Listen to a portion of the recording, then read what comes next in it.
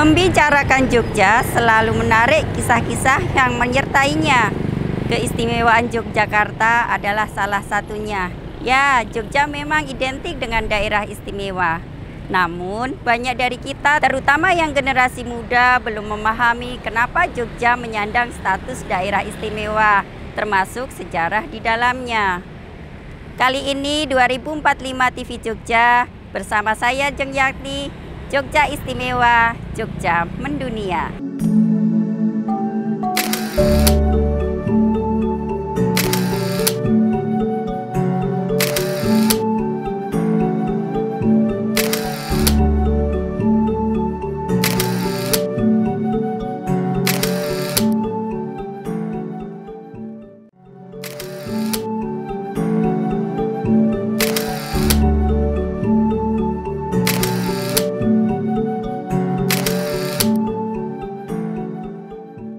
Jogja menjadi saksi kunci dari perjalanan panjang sejarah bangsa. Dimulai semenjak era Mataram, kemudian kependudukan Inggris di bawah kepemimpinan Gubernur Jenderal Thomas Stamford Raffles antara tahun 1811 hingga 1816. Berlanjut adanya Perang Jawa antara tahun 1825 hingga 1830 atau kita mengenalnya dengan Perang Pangeran Diponegoro. Kemudian adanya pendudukan Jepang tahun 1942 hingga Revolusi Kemerdekaan Indonesia dari tahun 1945 hingga 1949. Dan yang perlu diketahui oleh kita semua, Ngayogyakarta Diningrat dan Kadipaten Pakualaman adalah dua wilayah kerajaan yang merdeka dan berdaulat. Sebelum Indonesia merdeka, Yogyakarta sudah mempunyai tradisi pemerintahan karena Yogyakarta adalah Kasultanan. Termasuk di dalamnya terdapat juga Kadipaten Pakualaman. Daerah ini punya asal-usul dan pemerintahannya sendiri. Kasultanan Yogyakarta Hadiningrat berdiri sejak 1755, didirikan oleh Pangeran Mangkubumi yang kemudian bergelar Sultan Hamengkubuwono I. Kadipaten Pakualaman berdiri sejak 1813, didirikan oleh Pangeran Notokusumo, yakni saudara Sultan Hamengkubuwono II, kemudian bergelar Adipati Pakualam I. Baik Kasultanan maupun Pakualaman diakui oleh pemerintah Hindia Belanda sebagai kerajaan dengan hak mengatur rumah tangganya sendiri. Maka ketika Republik Indonesia baru saja diproklamasikan pada 17 Agustus 1945, Yogyakarta masih menjadi wilayah otonom. Meski demikian, Kasultanan Yogyakarta dan Pakualaman memiliki sikap politik dan komitmen untuk tetap mendukung kemerdekaan Republik Indonesia. Ini tercermin dengan kiriman kawat ucapan selamat dari Sultan dan Pakualam kepada Ketua BPUPKI Dr. Kanjeng Raden Tumenggung Rajiman Wetyodiningrat atas berlangsungnya proklamasi kemerdekaan dan terpilihnya Soekarno-Hatta sebagai Presiden dan Wakil Presiden, yang kemudian mendapat balasan dari Presiden Soekarno pada tanggal 19 Agustus 1045. Setelah mengetahui sikap rakyat Yogyakarta terhadap proklamasi kemerdekaan Republik Indonesia, barulah kemudian Sultan Hamengkubuwono IX mengeluarkan dekrit kerajaan yang dikenal dengan Amanat 5 September 1945.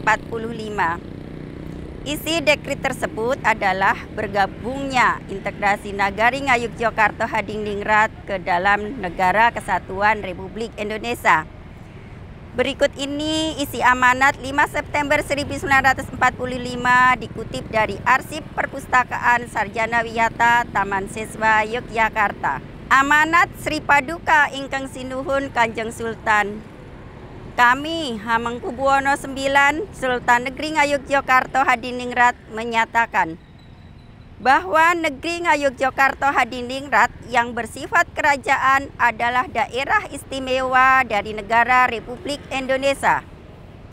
bahwa kami sebagai kepala daerah memegang segala kekuasaan dalam negeri Ngayogyakarta Hadiningrat, dan oleh karena itu berhubung dengan keadaan para dewasa ini dengan urusan pemerintahan dalam negeri Ngayogyakarta Hadiningrat mulai saat ini berada di tangan kami, dan kekuasaan-kekuasaan lainnya kami pegang seluruhnya. Bahwa perhubungan antara negeri Ngayogyakarta Hadiningrat dengan pemerintah pusat negara Republik Indonesia bersifat langsung, dan kami bertanggung jawab atas negara kami langsung kepada Presiden Republik Indonesia. Kami memerintahkan supaya segenap penduduk dalam negeri Ngayogyakarta Hadiningrat mengindahkan amanat kami ini. Ngayogyakarta Hadiningrat 28 Puasa Ehe 1876 Hamengkubuwono IX. Dekrit dengan isi yang serupa juga dikeluarkan oleh Paduka Paku Alam 8 pada hari yang sama. Amanat ini kemudian dikuatkan dengan amanat Sri Sultan Hamengkubuwono IX dan Sri Paku Alam 8 tertanggal 30 Oktober 1945 yang dibuat bersama dalam satu naskah. Inilah awal bersatunya Kesultanan Ngayogyakarta Hadiningrat dan Kadipaten Pakualaman melebur menjadi satu, yakni Daerah Istimewa Yogyakarta, di mana Sultan sebagai kepala daerah dan Paku Alam sebagai wakilnya. Teman-teman, inilah sejarah tentang proses bergabungnya Jogja ke dalam wilayah Negara Kesatuan Republik Indonesia. Ini juga sekaligus menjadi jawaban mengapa di Jogja tidak ada pemilihan gubernur dan wakil gubernur. Ya, karena memang Jogja adalah daerah istimewa, dan sesuai amatan 5 September 1945 di mana Sultan yang bertahta adalah juga sebagai gubernur DIY dan Paku Alam yang bertahta otomatis sebagai wakil gubernur DIY. Bergabungnya Jogja ke dalam wilayah Negara Kesatuan Republik Indonesia juga karena sikap visioner dari Sultan Hamengkubuwono IX. Sebab sebenarnya sebagai wilayah yang mandiri dan berdaulat, saat itu Jogja bisa memutuskan berdiri sendiri sebagai negara merdeka. Sampai di sini dulu ya teman-teman. Untuk kali ini semoga dengan kita paham sejarah kota ini, kita makin mencintai dan menghargai sejarah dan perjuangan para pendahulu kita. Tugas kita merawat dan menjaganya agar Jogja selalu nyaman bagi siapa saja yang datang ke kota ini.